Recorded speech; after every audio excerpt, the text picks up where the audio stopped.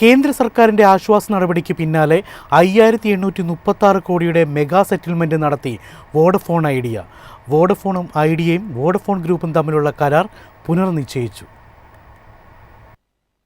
പുതിയ കരാർ പ്രകാരം ആദ്യഘട്ടമായി 2307 കോടി രൂപ അടുത്ത 12 മാസത്തിനുള്ളിൽ വോഡഫോൺ ഗ്രൂപ്പ് പ്രൊമോട്ടർ VIക്ക് കൈമാറും. കമ്പനിയുടെ സാമ്പത്തിക പ്രതിസന്ധിയിൽ ഇതൊരു വലിയ ആശ്വാസമാണ്. 2017 വോഡഫോൺ ഇന്ത്യയും ഐഡിയ സെല്ലുലാറും ലയിച്ച സമയത്തുണ്ടാക്കിയ കോണ്ടിജന്റ് ലയബിലിറ്റി അഡ്ജസ്റ്റ്മെന്റ് മെക്കാനിസമാണ് ഇതിന്റെ അടിസ്ഥാനം. ലയനത്തിനു മുൻപുള്ള നിയമപരമായ പ്രശ്നങ്ങൾ, നികുതി ബാധ്യതകൾ എന്നിവ പരിഹരിക്കുന്നതിനായി ഉണ്ടാക്കിയ ഈ കരാർ ഇപ്പോൾ പുതുക്കിയിരിക്കുകയാണ്. കൂടാതെ വോഡഫോൺ ഐഡിയയിലെ 328 കോടി ഓഹരികൾ കമ്പനിയുടെ ക്ഷേമത്തിനായി മാറ്റിവെക്കാനും വോഡഫോൺ ഗ്രൂപ്പ് തീരുമാനിച്ചു.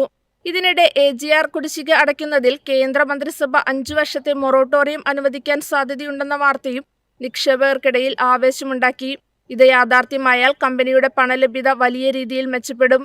അതേസമയം ബ്രോക്കറേജ് സ്ഥാപനമായ MK റിസർച്ച് ഓഹരിയിൽ വൻ ഇടിവ് പ്രവചിക്കുന്നു. ഇപ്പോൾ നിൽക്കുന്ന വിലയിൽ നിന്നും 44% താഴേക്ക് ഓഹരി കൂപ്പുകുത്തുമെന്നാണ് മുന്നറിയിപ്പ്. ഓഹരിക്ക് നൽകിയിരിക്കുന്ന സെൽ റേറ്റിംഗ് ആണ്. ലക്ഷ്യവിലയാകട്ടെ വെറും 6 രൂപയും. ഇതിന് ഇവർ പറയുന്ന പ്രധാന കാരണം കമ്പനിയുടെ ഭീമമായ കടബാധ്യതയാണ്. സർക്കാരിന്റെ ഇളവ് പാക്കേജുകൾ ലഭിച്ചിട്ടും കമ്പനിയുടെ സാമ്പത്തിക നില ഇപ്പോഴും അതീവ ഗുരുതരമായി തുടരുന്നു. സ്പെക്ട്രം കുടിശ്ശികയും AGR ബാധ്യതകളും ചേർത്താൽ കമ്പനിയുടെ ലീവറേജ് അഥവാ കടം താങ്ങാവുന്നതിലും അപ്പുറമാണെന്നാണ് വിലയിരുത്തൽ.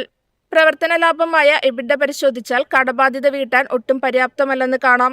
സർക്കാരിന്റെ സഹായം കമ്പനിയെ പാപ്പരത്വത്തിൽ നിന്ന് താൽക്കാലികമായി രക്ഷിച്ചേക്കാം.